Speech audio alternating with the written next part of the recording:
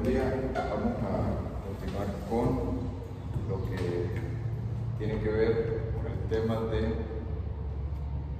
teorema de la utilidad marginal del dinero.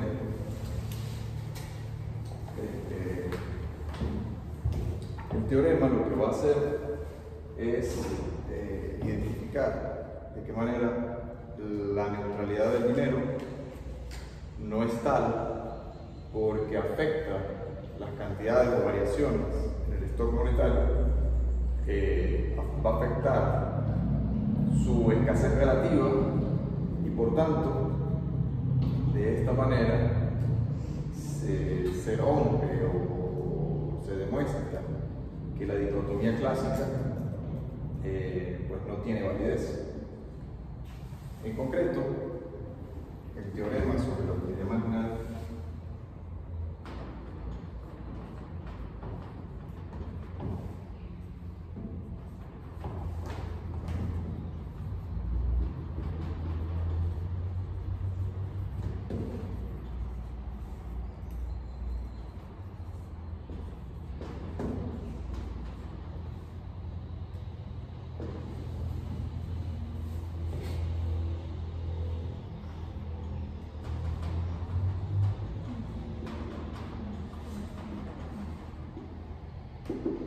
plantea lo siguiente: sea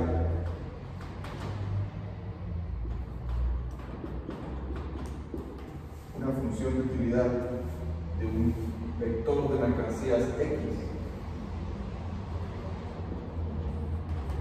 donde X está definido como un conjunto de bienes de X1 a Xn, digamos una cesta de bienes, donde esta función de utilidad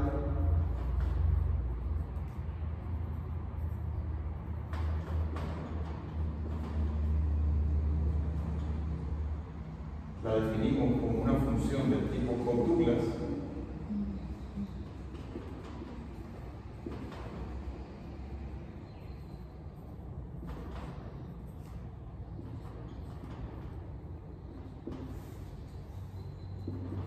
donde esto de aquí lo que viene a decir es una función Cobb-Douglas en el sentido de que es la multiplicación de una serie de bienes desde I1 hasta n bienes, donde nosotros tenemos que este parámetro alfa al que está elevado cada bien va a ser la preferencia relativa que tiene el individuo sobre el consumo de este bien. O sea, esto es microeconomía básica. A partir de aquí, nosotros podemos hacer una transformación monótona de la función de utilidad, de tal forma que nosotros le introducimos una restricción. Le vamos a plantear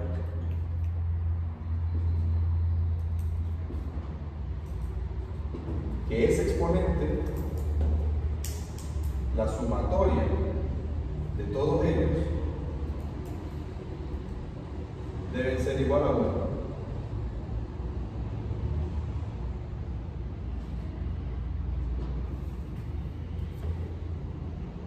Tal que nosotros definimos beta sub i como ese exponente de allá.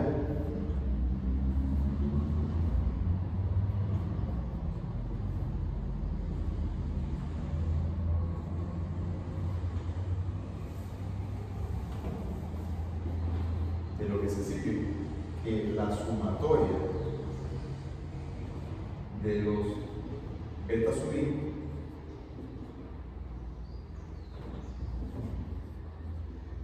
tiene que ser igual a 1. ¿Okay? Entonces, la transformación monótona lo que te dice es que tú puedes una función de utilidad transformarla de tal manera de que no se altere el orden de las preferencias. Tú puede decir, por ejemplo, la transformación monótona implicaría hacer como un cambio de escala, sin embargo el orden entre las preferencias sigue inalterado, se mantiene igual. En ese sentido, la restricción es útil porque ahora, digamos, definimos o le damos una restricción a la utilidad que ella tiene o debe como máximo ser el 100%, a partir de que cada bien que el individuo va a consumir le va a reportar un nivel de satisfacción, pero en suma todos los bienes tienen que dar el 100% de utilidad. O sea, lo que reporta de utilidad, ¿qué significa este parámetro alfa sub i? Es la participación relativa o la ponderación, el peso que tiene ese bien en el consumo, en alcanzar un nivel de satisfacción 1. ¿Okay? Si yo establezco que esto viene siendo una cesta de bienes, de n bienes, ¿okay? Donde cada x sub i es un bien específico, luego la sumatoria de las participaciones relativas de la satisfacción que reportan todos los bienes tiene que ser igual al 100%, o sea, esto de acá. Digamos, esa es una restricción que se le introduce básicamente para tener preferencias aunadas, digamos, completas, preferencias completas. ¿Okay? A partir de aquí, digamos, de este modelo o de esta modelización microeconómica, nosotros vamos a introducir una característica donde nosotros decimos que de esa función de utilidad que está dada por una cesta de bienes, yo voy a extraer, a apartar. Cuando digo extraer no me refiero a que lo voy a sacar, en realidad sigue estando dentro de la función, sino que voy a hacer explícito un bien específico de esos n bienes. Lo que yo les decía en la clase anterior, es decir, nosotros vamos a considerar el dinero como un bien más dentro de ese conjunto de bienes. Es decir, yo voy a ampliar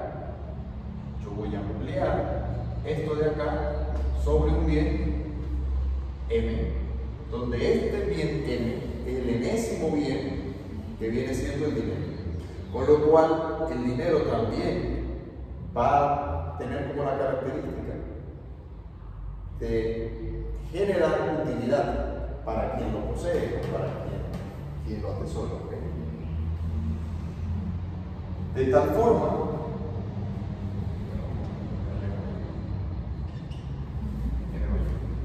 forma que ahora yo lo que hago es lo extraigo para visibilizarlo, ¿ok? De tal manera que la función de utilidad, o sea, la transformada esta de aquí, me va a quedar como m elevado a la k,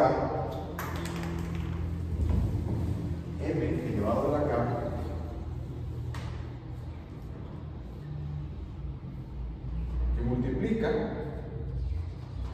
al resto de los bienes distintos de m, ¿okay? O sea, básicamente todos los demás bienes, x sub i elevado a la beta sub i. ¿Okay? Entonces, esta misma función, pero yo lo estoy ahora haciendo explícito que el dinero lo estoy particularizando. Donde este parámetro k, lo que quiere decir el parámetro k,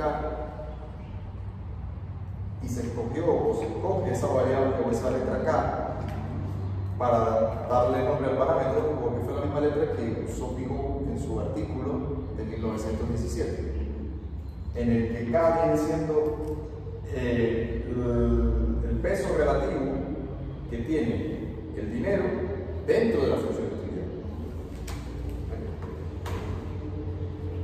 De acá, digamos, suceden dos implicaciones. La primera es que la sumatoria de los bienes distintos al dinero desde I hasta N, sus pesos relativos tienen que ser igual a 1 menos K. Tal que nosotros definimos que el dinero viene siendo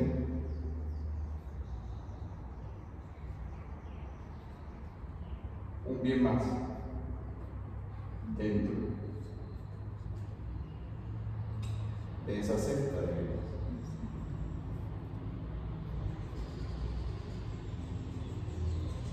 ¿Okay? Y esta ecuación de aquí, nosotros la llevamos 2 para allá. Estas dos implicaciones son triviales, porque lo que te dice es que si la sumatoria de todos los pesos relativos de satisfacción que reporta para el individuo tiene que ser igual al 100%, luego, por tanto, si yo extraigo la participación relativa que genera el dinero, la satisfacción global tiene que ser ese 100% menos la satisfacción que genera la preferencia por tener dinero. ¿Okay? La otra también es trivial porque lo que está diciendo es que el dinero es un bien más dentro de ese conjunto de bienes. Simplemente lo que está diciendo esta identidad y le está poniendo restricción al parámetro que tiene que estar entre 0 y 1. Básicamente porque o bien tener dinero no genera ninguna utilidad, por lo cual sería 0, o sea, no reporta ninguna utilidad, por lo cual sería 0, o por el contrario, reportaría totalmente la utilidad en caso de ser 1. ¿Okay? Esa sería la implicación de esta función de utilidad. Ahora, si nosotros derivamos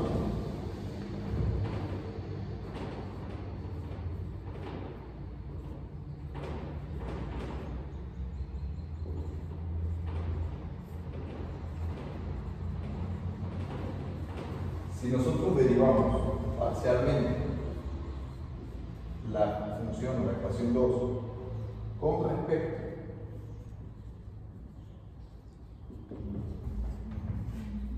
a M y el bien J, donde el bien J es un bien genérico, nosotros tenemos lo siguiente.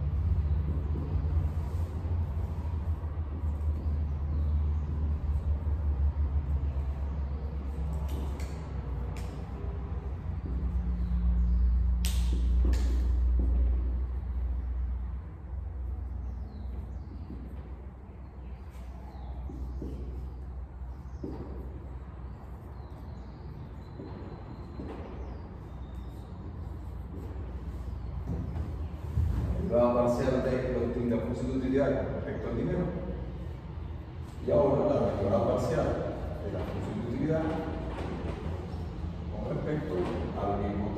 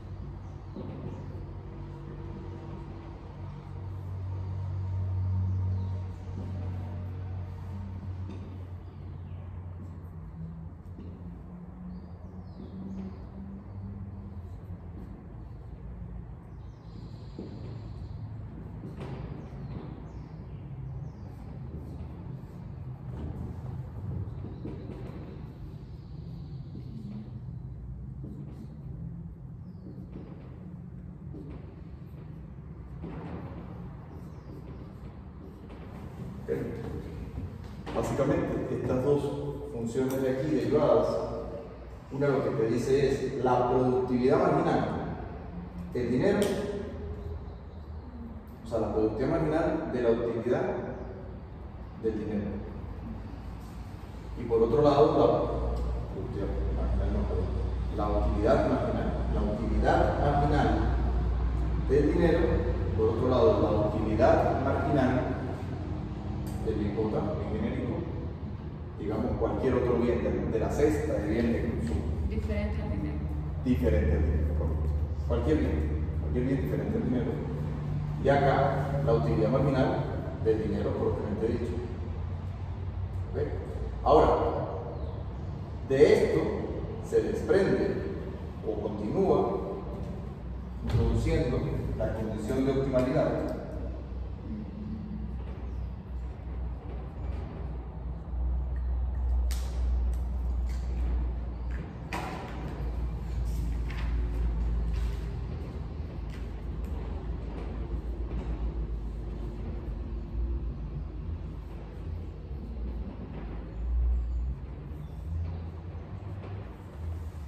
Introduciendo la condición de optimalidad, es decir, la condición de primer orden, ¿okay?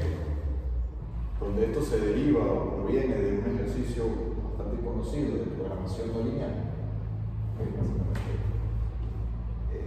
¿Qué implica? Tienen que probar, igualar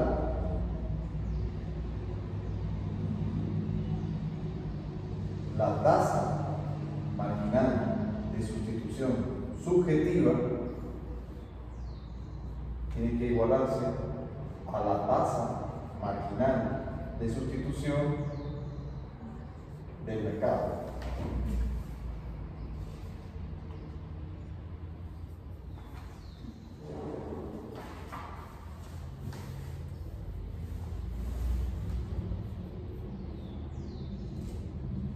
De los dos bienes en consideración. ¿Qué quiere decir esto? Que microeconómicamente esta es la condición de optimalidad, básicamente porque se cumple el principio de óptimo de Pareto, porque es una situación en la cual ninguna de las personas que participan en el proceso, en el sistema, tiene incentivos para deshacerse de su posición o para tomar otra posición. O sea, dado que la persona establece sus preferencias subjetivas en relación a un bien y otro, eso debe ser igual a la valoración objetiva del mercado en función de sus precios. ¿Okay? En esa situación específica, nadie está dispuesto o no tiene incentivos para no llevar a cabo ese intercambio. O sea, ¿qué quiere decir esto en palabras muy prácticas? Desde el punto de vista para verlo de manera más práctica. Lo que te quiere decir es de que si algo está más caro de lo que tú lo valoras, no lo compras. ¿Okay? Y de que si algo está por debajo del precio de lo que tú lo valoras, lo vas a comprar y probablemente lo vas a comprar en mayor cantidad, por lo cual el mercado, en este caso, tenderá a subir el precio, dado que está determinando o está modificándose a partir de las preferencias individuales de los consumidores. En términos matemáticos, esto viene siendo la utilidad marginal,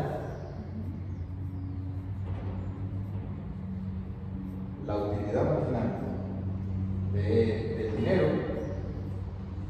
sobre la utilidad marginal del bien total deben ser iguales al precio del dinero con respecto al precio del bien total. Donde nótese que estos precios de aquí son nominales, son precios de mercado. Este de aquí es un precio relativo, es el precio de tantas unidades monetarias por tantas unidades monetarias que se deben dar por dinero, tantas unidades monetarias que se deben dar por el bien total. ¿Okay? Si yo lo desagrego, esto de aquí me queda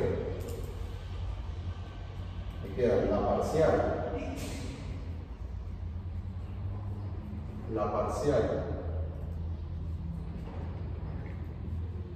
de la función de utilidad con respecto a m sobre la parcial de la función de utilidad con respecto al m j debe ser igual a los precios relativos.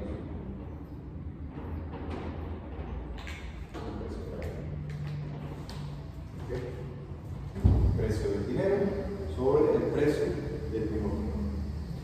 Ahora bien,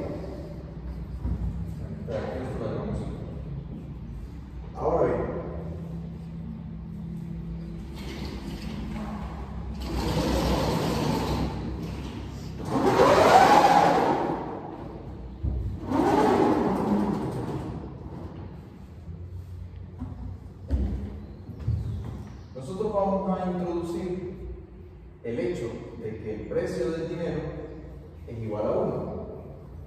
O sea, básicamente, el precio relativo de unidades monetarias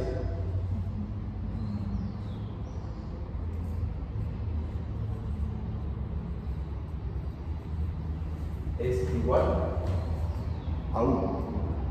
¿Ok? El precio del dinero es igual a 1. El precio del dinero en términos de qué? De dinero. ¿Ok? El precio del dinero en términos de dinero. Es decir, lo que yo les explicaba en la última clase. ¿Cuál es el precio en términos de dinero de $1? $1. ¿Ok? ¿Cuál es el precio en términos de dinero de un bolívar? Un bolívar. Y así sucesivamente. Diferente de la situación cuando el precio relativo, digamos, sea de un bien I sobre un bien J. Ese es distinto del 1.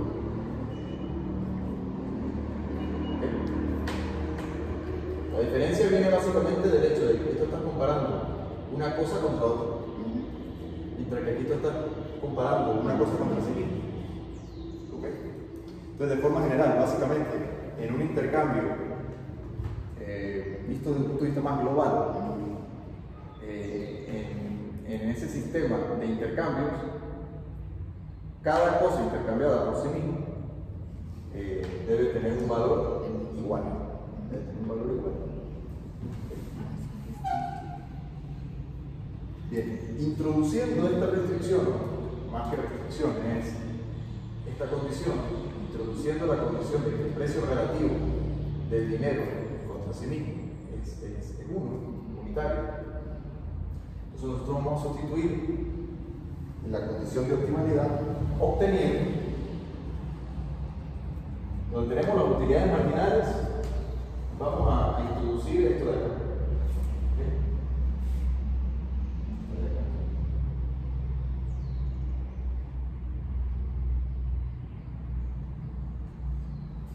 Esta sería la utilidad marginal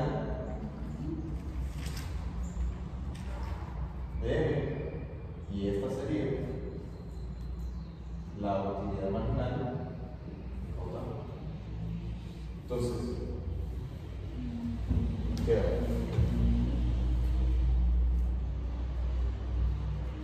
ahí K sobre M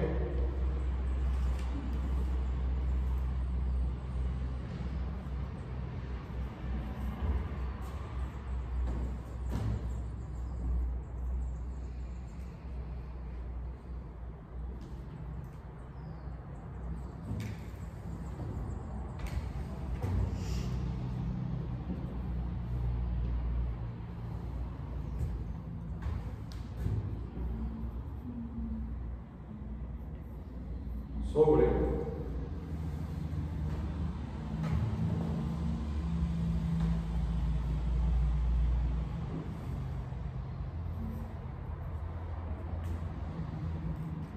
el otro bien, la lotería marginal del otro bien.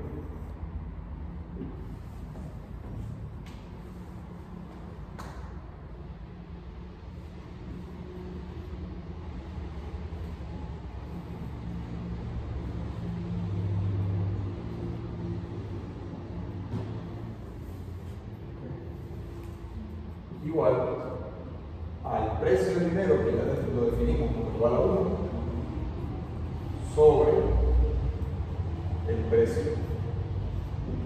del otro. ¿Ok?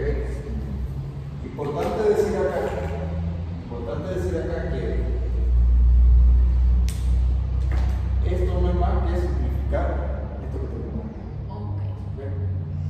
Esta m que la tenemos elevada acá menos 1, igual que esta x sub j que la tenemos elevada a beta sub j menos 1, a través de manipulaciones algebraicas, nosotros la convertimos en k sobre m y, alternativamente, beta sobre x.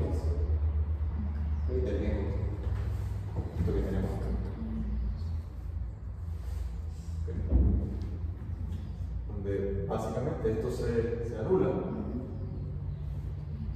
Y nos queda esto es igual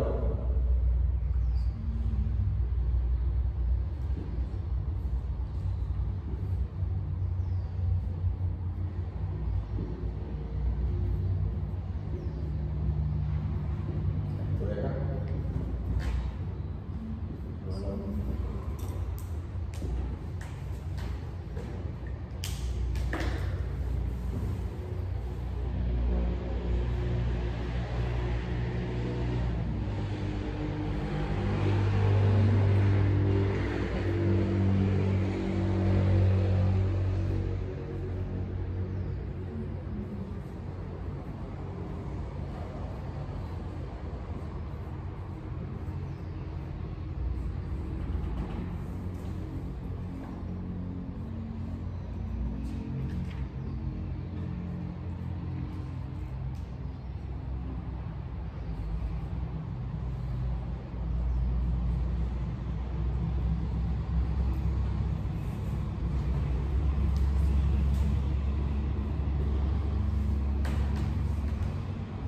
Esta función del K7 es una función de demanda. Es la demanda, la función de demanda del bien J. ¿Ok? Demanda del bien J. Esto es una demanda marshalliana.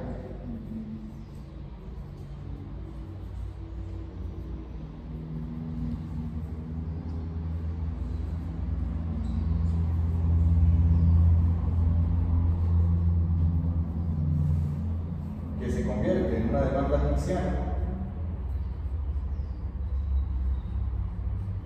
¿Okay? Se convierte en una demanda higginsiana cuando nosotros la ponderamos o la compensamos por la ponderación relativa de ambos bienes. En concreto, esta función de demanda, ¿qué es lo que te dice? Lo normal, la ley de demanda, ¿no? Que si aumenta el precio del bien J, la cantidad demandada de X disminuye. Que si aumenta la tenencia de dinero, la cantidad demandada del bien J aumenta. Que si la preferencia por guardar dinero, K, aumenta, entonces la cantidad demandada del bien J disminuye.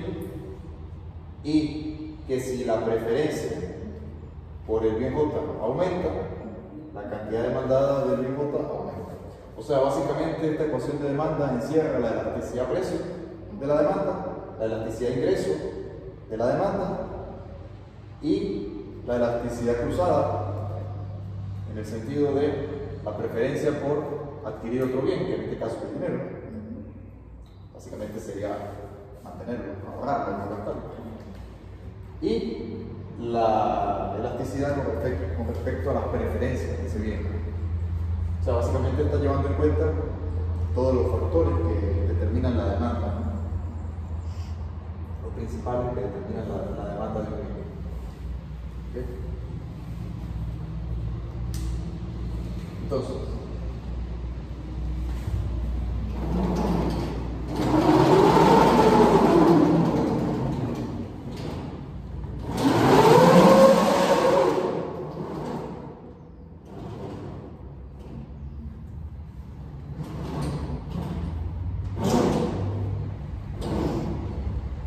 si nosotros tomamos en cuenta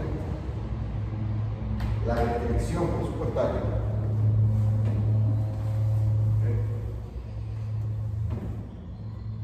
introduciendo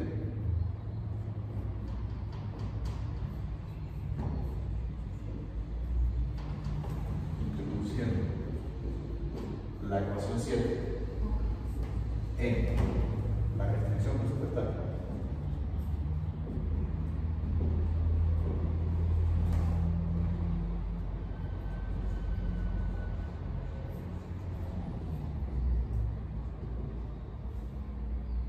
nos queda,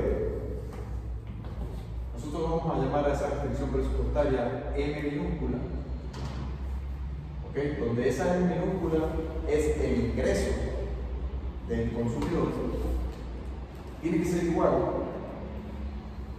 a la cantidad que mantiene en saldo monetario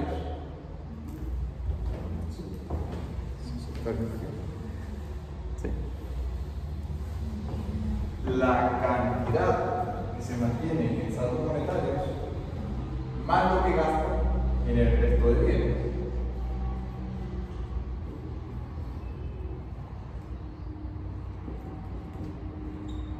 Para todos los bienes distintos al dinero,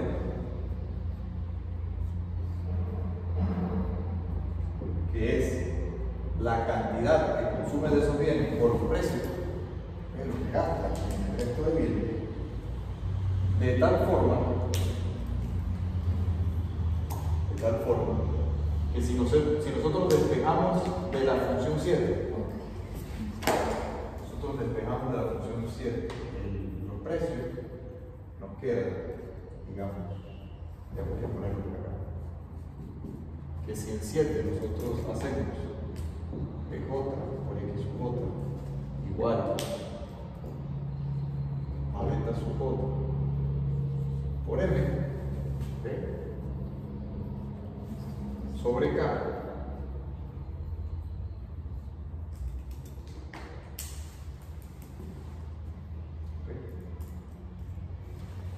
a nosotros nos queda, sustituyendo 7 aquí, nos quedaría que la restricción presupuestaria es igual a lo que se mantiene en saldos monetarios más sustituyendo esto acá.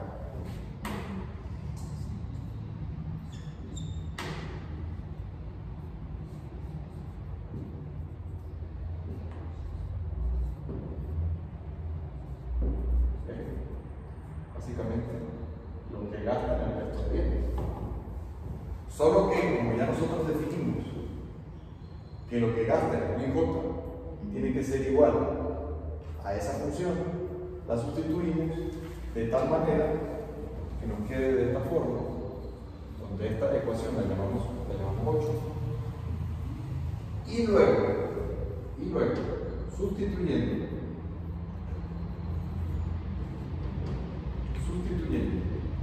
2, la condición 2 en 8, ¿okay? Donde nosotros tenemos que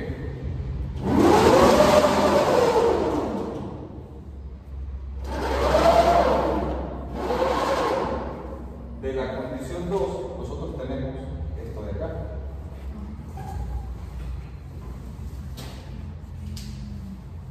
O sea, esto de acá.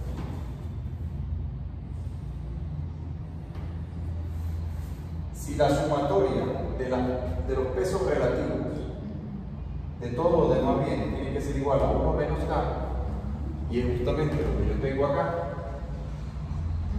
es la sumatoria de los del peso relativo que genera el consumo de otros bienes distintos al dinero, entonces yo puedo sustituir esta condición 2 allá, de tal forma que me queda.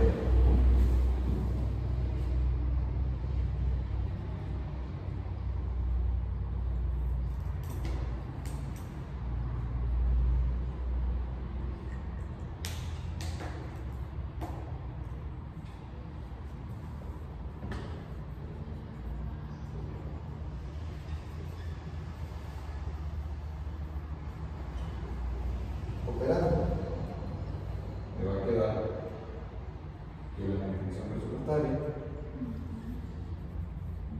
se convierte en esto, donde la restricción del presupuesto es igual a lo que se mantiene en saldos monetarios entre la preferencia por mantener saldos monetarios. Ahora bien,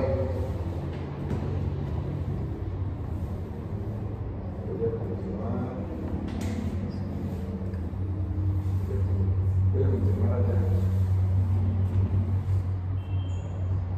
Bueno, voy a volver acá. Voy a hacer más.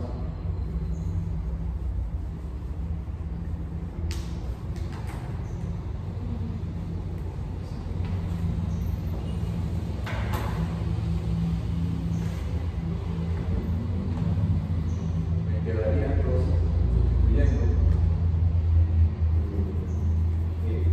M es igual a M sobre K. Ahora bien,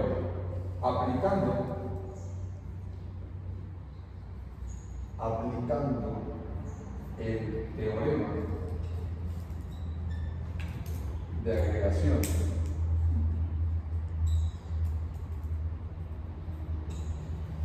de Gordon,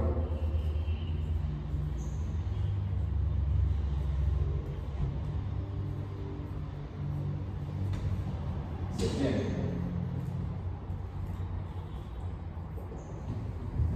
que M en el agregado va a ser igual al nivel de precios por la producción real de la economía. Es decir, según el teorema de agregación de Gordon, tú puedes, a partir de una función individual microeconómica, en el agregado, tú puedes llevar en cuenta que lo que se aplica para un individuo en términos económicos es aplicable a la economía como un todo desde el punto de vista macroeconómico. Es decir, nosotros lo que estamos haciendo es llevar una función micro a una función macroeconómica, donde ahora la restricción de presupuesto en el límite de las posibilidades de la economía tiene que ser igual al precio por la producción de todo lo que se produce por el precio al que se está intercambiando. ¿Ok? O sea, esta N de aquí, digamos, es el ingreso. Ingreso nominal. El ingreso nominal. O sea, básicamente, si tú tienes un negocio, produces tantas unidades Y y las vendes a un precio P, el hecho de multiplicar precio por cantidad te da el ingreso de venta. Bueno, si eso es así para una empresa, para un comercio o para un individuo que vende tantas cantidades de trabajo por un salario, con lo cual constituiría su ingreso salarial, ¿verdad? En el agregado, la sumatoria de todo eso tiene que ser igual al PIB nominal. ¿Okay? Ingreso nominal, que no es otra cosa que el PIB nominal. Visto desde el punto de vista del enfoque, del ingreso. Okay, estoy viendo el Producto Interno Bruto desde el enfoque del ingreso, no desde el enfoque del gasto, desde el enfoque del ingreso. o alternativamente desde el enfoque de la producción. Lo que pasa es que nosotros sabemos por contabilidad social, contabilidad nacional, nosotros sabemos que en las cuentas nacionales el ingreso nominal de la economía tiene que ser exactamente igual al gasto. Siendo así, entonces sustituyo acá, de modo que me quede que el PIB nominal es igual a esto de aquí. Bueno, estoy sustituyendo de donde nosotros despejamos la cantidad de stock de dinero de tal manera que me quede lo siguiente.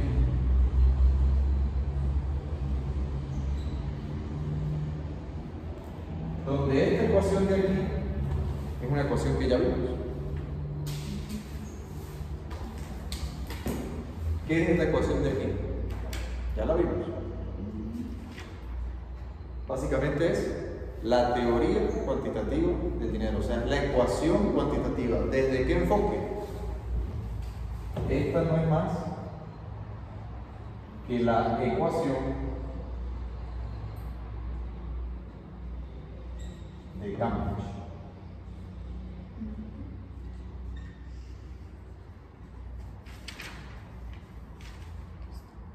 Ecuación de Cambridge, o sea, teoría cuantitativa.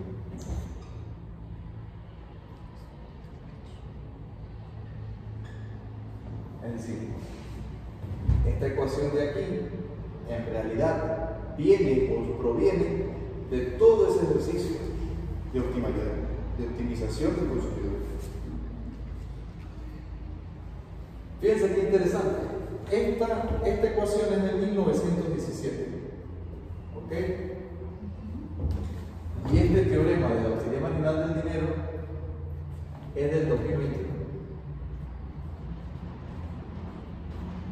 En 2021 fue que se logró demostrar esta ecuación. Esto es a partir de un artículo de Pigou, economista británico, y esto es a partir de un artículo de Monge, un economista costarricense. Fue publicado en la revista Economía de la Universidad Autónoma de México. Lo cual es interesante porque es un aporte, digamos, de un economista latinoamericano, que no deja de ser un dato de color bien llamativo, porque nosotros estamos acostumbrados a ver en economía que los mayores aportes son de economistas o bien europeos, o bien americanos, o bien japoneses. El hecho de que un latinoamericano haya tenido esta aportación teórica a la teoría económica no deja de ser bastante, además de valioso, bastante llamativo, ¿no? para nuestras escuelas de economía en América Latina. Además fue publicado no en una revista americana, sino fue publicado en la revista de la Universidad Autónoma de México. Fíjense qué interesante que esta ecuación en realidad es muy antigua, nosotros la venimos viendo desde hace 2 clases. Sabemos que es una ecuación que tenía una intuición detrás. Esa intuición, básicamente, era que aumentos o disminuciones de los saldos monetarios inciden en aumentos en los precios. Ahora fíjense que es interesante cuando nosotros aplicamos la segunda derivada de la utilidad marginal del dinero. Hacerlo o hacerlo.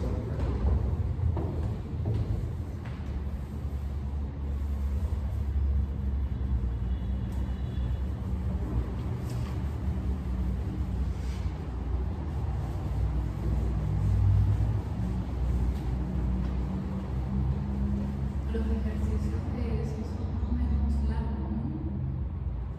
Sí, pero básicamente es un ejercicio como de maximización de utilidad del consumidor. Ustedes aplican condición de primer orden de toda la función de utilidad y de la función de representación presupuestaria. Con ustedes igual les tienen que dar esta condición. ¿Okay? Y de esa condición se deriva la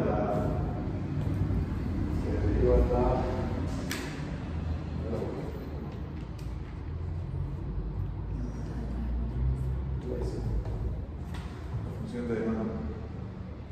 Creo que está en otra oficina. Ustedes encuentran una función de demanda.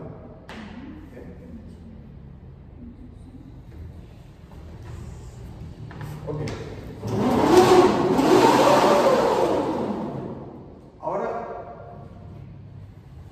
¿qué implicación tiene?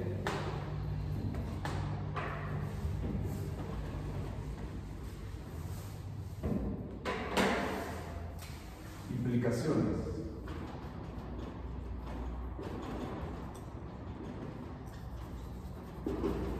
¿Qué implicaciones tiene en términos de la teoría económica y de la teoría cuantitativa? Bueno, si nosotros tomamos implicaciones para la teoría cuantitativa,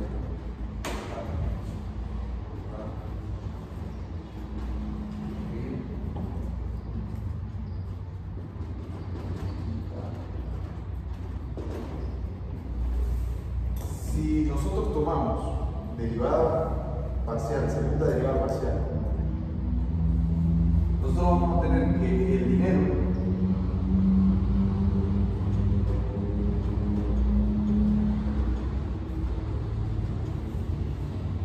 cumple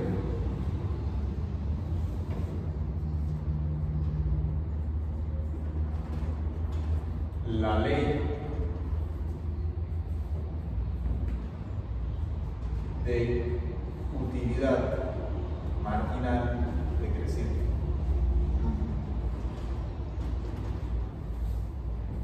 Es decir, si yo tomo segunda derivada, la función de utilidad con respecto a n,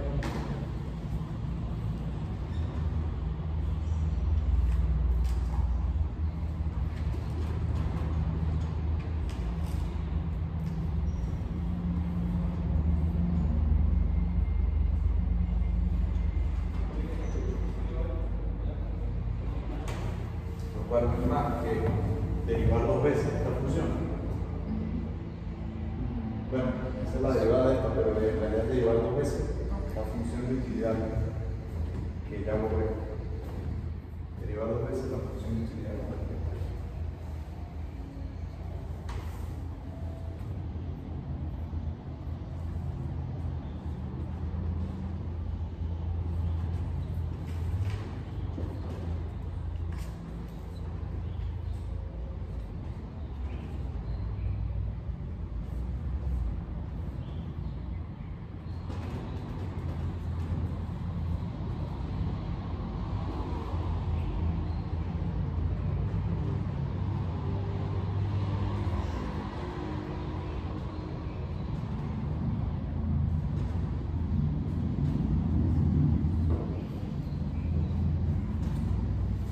Es decir, la segunda derivada de la función de utilidad con respecto a n, o sea, la utilidad marginal segunda del dinero, es negativa. ¿Por qué? Porque definíamos que el parámetro K está entre 0 y 1. Si él está entre 0 y 1, entonces necesariamente esta operación me va a dar negativo. Y si me da negativo, como todo esto es una multiplicación, toda esta función es negativa, menos la 0. ¿Qué implica eso? ¿O qué quiere decir eso? Fíjense que en realidad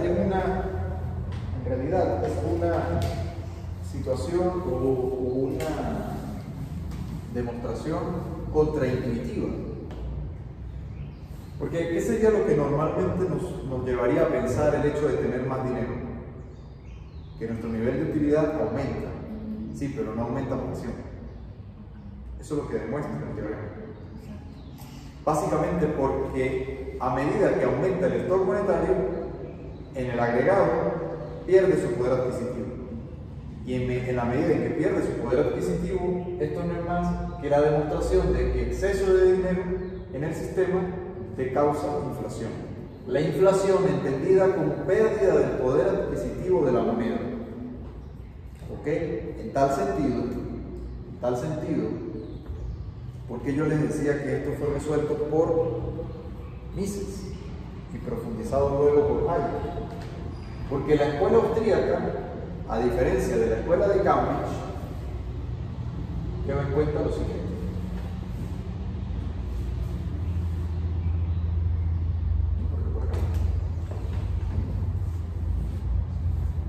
Porque en realidad, esta demostración ya había sido anticipada por Mises, teóricamente. La diferencia que Mises no hizo la demostración matemática. El problema es el siguiente. La escuela de Cambridge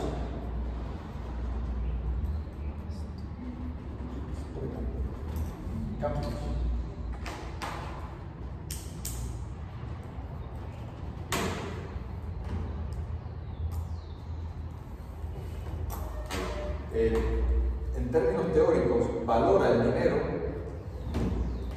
dado que es capaz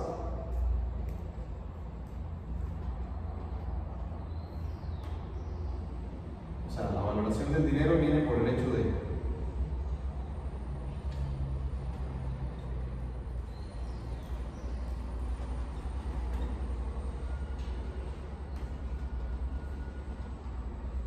porque es capaz de comprar bienes.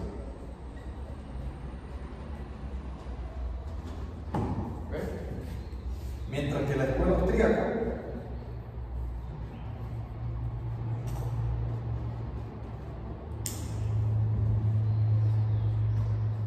define el valor del dinero en términos reales, no por lo que es capaz de comprar dinero, sino por los bienes que puede comprar.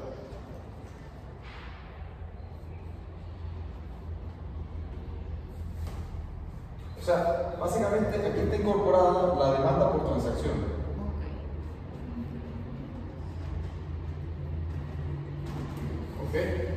Aquí está incorporada la demanda por transacción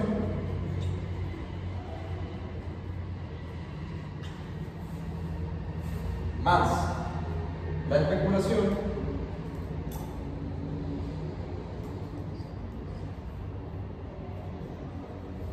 más, digamos, en términos reales.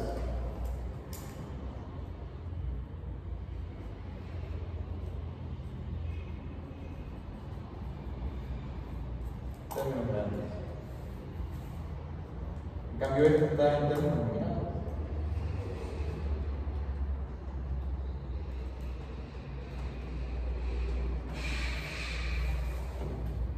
Bueno, esta demostración cumple o une ambos enfoques de la valoración del dinero. En la medida que aumenta el stock monetario, la utilidad que genera para quien lo posee se incrementa, pero a una tasa menor que proporcional. O sea, básicamente, en términos gráficos, lo que te quiere decir es que la utilidad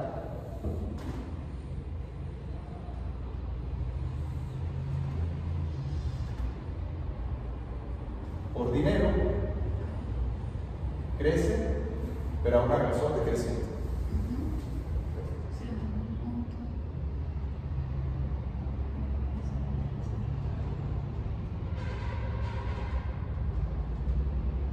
O sea, básicamente, el cambio en U sobre el cambio en N es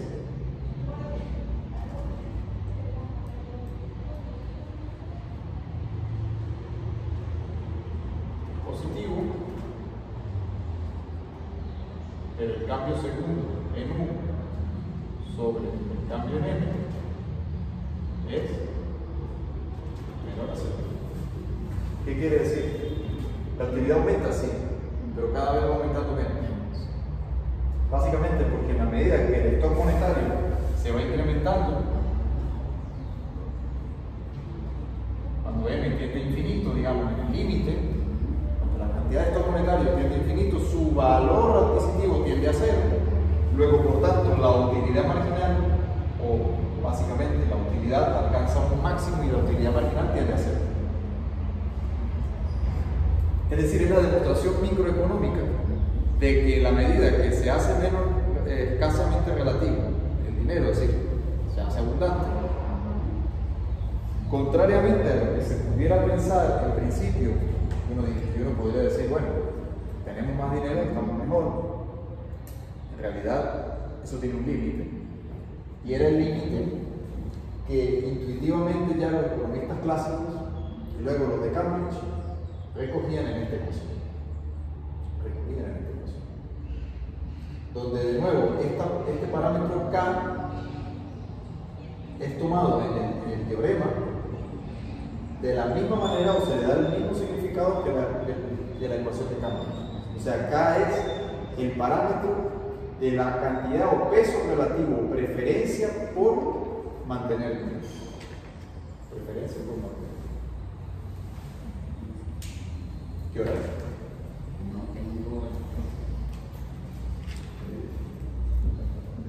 Sé que lo tengo allí grabado. Bueno.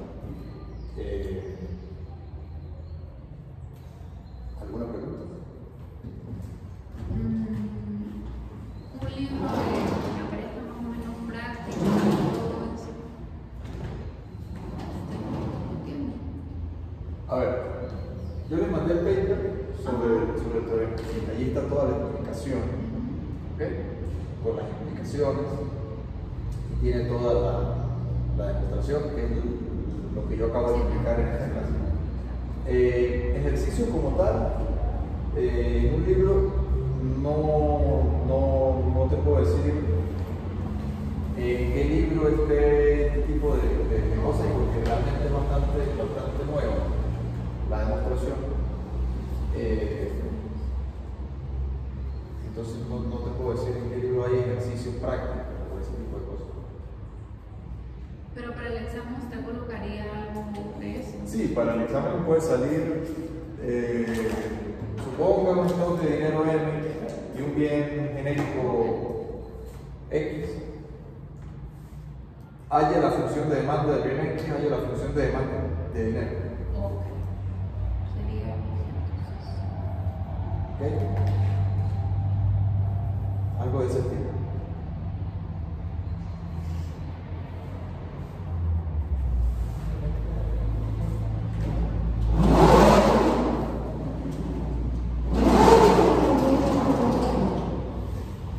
Ahora bien, si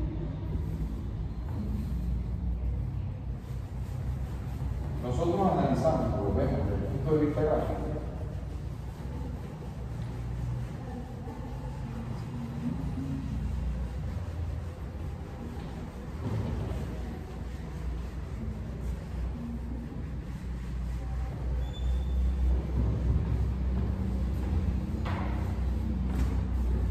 gráficamente,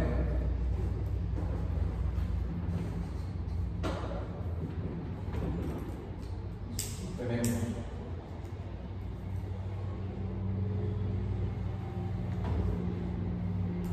como las funciones de tipo con Douglas. Nosotros tenemos por este lado, vamos a tener al bien dinero, y por el otro lado todos los bienes alternativos, distintos al dinero, pero que se pueden adquirir con dinero. Aquí es interesante una cosa, la demostración está llevando en cuenta solo el resto de bienes que conforman una cesta de consumo, pero no toma en cuenta, al menos no explícitamente en el artículo, en el paper, se toma en cuenta los activos financieros. ¿Okay? No toma en cuenta los activos financieros, lo cual sería interesante, o sería un trabajo de investigación, introducir la función de utilidad esperada. Yo no sé si ustedes vieron eso en microeconomía. La función de utilidad esperada. La función de utilidad esperada es la que se obtiene a partir de un escenario con incertidumbre. O sea, cuando tú no consumes inmediatamente, sino que tú adquieres un bien que te va a generar un flujo de efectivo en el tiempo, pero ese flujo de efectivo puede ser positivo o puede ser negativo. O sea, básicamente un activo financiero, un instrumento que o bien te reporta ganancia del capital, o sea, por liquidez, o cuando hay escasez de liquidez, te reporta un beneficio negativo, o sea, una pérdida, digamos, un bono, una acción, un contrato de un futuro, un commodity. ¿Okay? Entonces, esta serie aquí nosotros la definimos como conjunto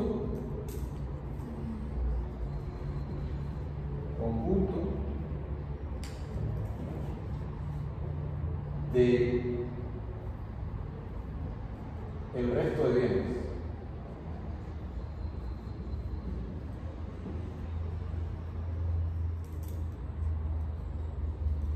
que pueden ser adquiridos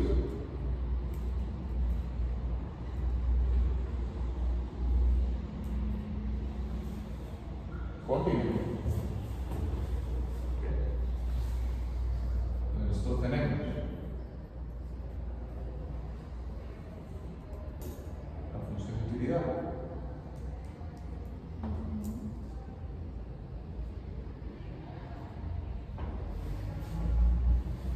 y en el límite, si el consumo de alguno de esos dos bienes es cero, entonces ella se convierte, en lo que dice el paper, se convierte en una función de utilidad de tipo complemento perfecto, o sea, de tipo Liouville, ¿okay? De proporciones fijas, una función de utilidad de proporciones fijas. O sea, basta con que alguno de esos bienes que conforman el conjunto de bienes sea cero para que la función de utilidad se convierta en una función de utilidad tipo Liouville de proporciones fijas, donde, digamos, esta cantidad, proporción de dinero se demanda para comprar una cantidad fija de bienes C. Digamos, esa cesta de bienes, todos los bienes que conforman esa cesta C.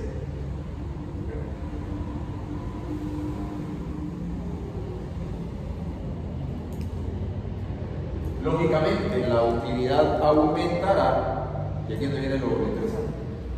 Lógicamente, la utilidad aumentará siempre que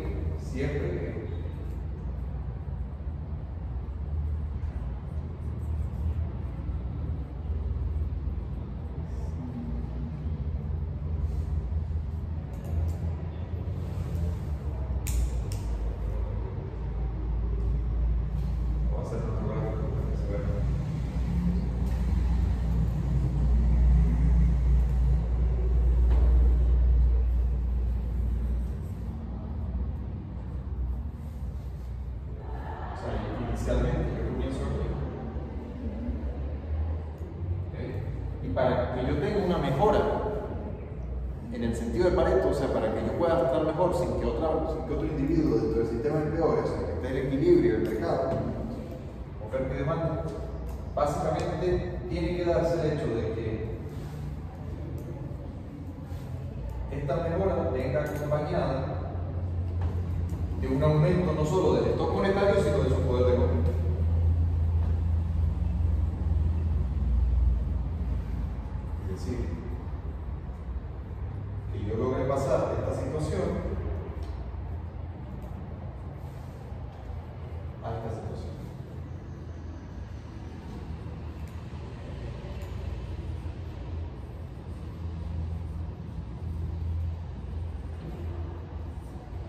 Es decir, no basta con que aumente el stock monetario, sino que tiene que aumentar también la cantidad de bienes que yo puedo adquirir con ese nuevo stock monetario. Porque todo lo que no sea eso,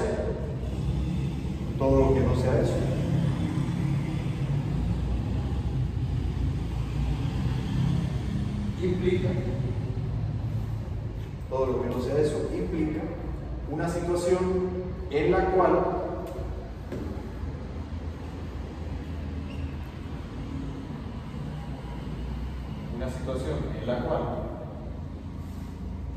este aumento del stock monetario reporta cada vez una utilidad plena. O sea, no hay ese desplazamiento de una función de utilidad 0 a una función de utilidad 1. O sea, la gente no está mejor. Y esto básicamente es lo que nosotros observamos en la economía venezolana cuando se hacen aumentos o incrementos salariales, incrementando el stock monetario, pero no incrementando la producción de la economía. Pero no incrementando la producción de la economía, sino que ese aumento en el stock monetario para aumentar pagos salariales, lo que incide es que ese excedente de dinero reporta una utilidad marginal cada vez menor, con lo cual en el límite tú lo que tienes es que esos nuevos saldos monetarios tienen menos poder adquisitivo que el que tenías antes. Entonces es como que si por ejemplo en agosto del 2022 el gobierno hizo una serie de pagos y el dólar se fue de 5 bolívares, se fue a 7, 8, 9, 15 bolívares por dólar. Básicamente, por cada bolívar que tú tenías cuando el dólar estaba en 5, pasó a valer 3 veces menos en cuestión de semana. Pero el aumento no fue el triple, el aumento fue el doble, con lo cual tú terminas en una situación peor que la que estabas antes. O sea, en realidad es como pasar de uso 1 a uso 0. O sea, básicamente, En la economía venezolana el tránsito fue al revés.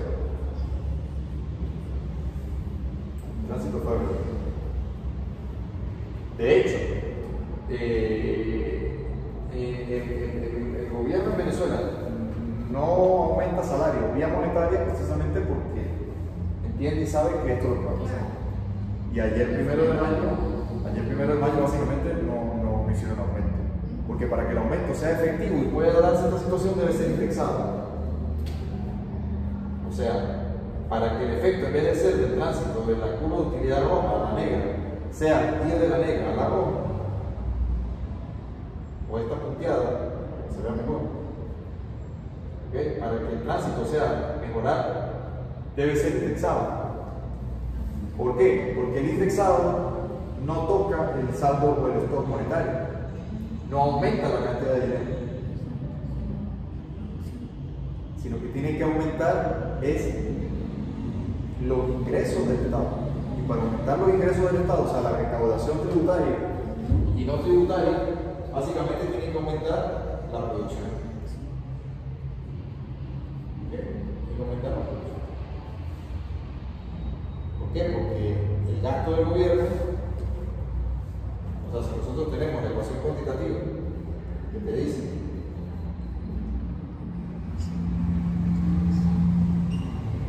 esto de acá,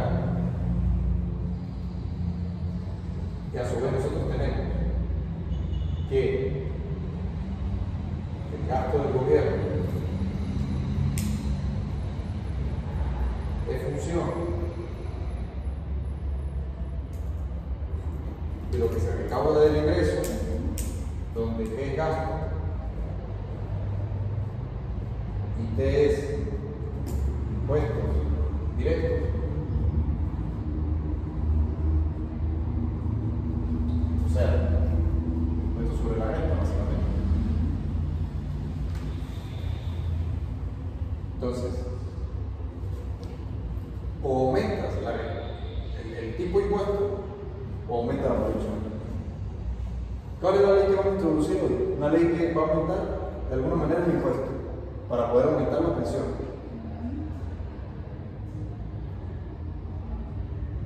Por otro lado, Si no puede aumentar mucho más, esto tiene que aumentar la producción. ¿Okay? Donde la producción depende del sector privado, o sea, inversión, o en Venezuela básicamente petróleo. ¿Okay? Ahora bien, ¿de qué otra manera podría darse ese aumento salarial? Revisando los gastos, haciendo una redistribución o una recombinación de la manera como se está gastando el dinero, priorizando salarios, cosas que hasta ahora el gobierno parece que o no puede o no está en sus prioridades. En cualquier caso, esta es la situación económica. Ahora, una situación interesante que también implica este teorema. Bueno, el teorema implica el hecho de que desaparece, como ya adelantábamos, la neutralidad del dinero. El dinero sí afecta a la economía desde el punto de vista de que afecta la utilidad marginal del consumo y por lo tanto, como aumenta la utilidad marginal del consumo, el hecho de aumentar el stock monetario o disminuir el stock monetario reorienta las decisiones de ahorro y de consumo y básicamente esa inversión nosotros ya vimos que depende del ahorro. Entonces, si tú, al mover la variable monetaria, o sea, el stock de dinero, eso no es neutral en las decisiones de ahorro y consumo, entonces esto va a afectar la inversión. Y es a través del intercambio con activos financieros que esta variable M va a tener repercusión en la tasa de interés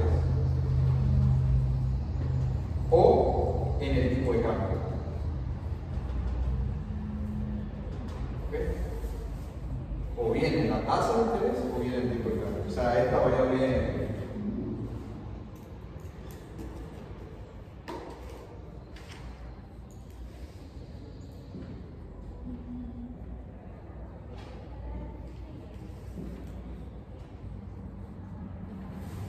es decir, o bien en el precio relativo de los bienes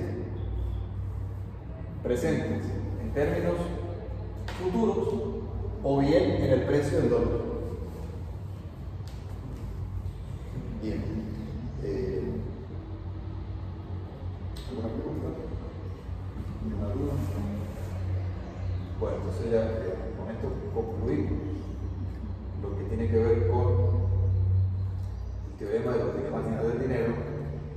La próxima clase nosotros vamos a ver las teorías de la escuela sueca, el proceso acumulativo de Wicksell, la teoría de los fondos prestables. ¿Okay? Vamos a ver un poco a revisar esa teoría para dar por concluida la unidad 2 y comenzar luego sí la unidad 3 de la teoría gerencial.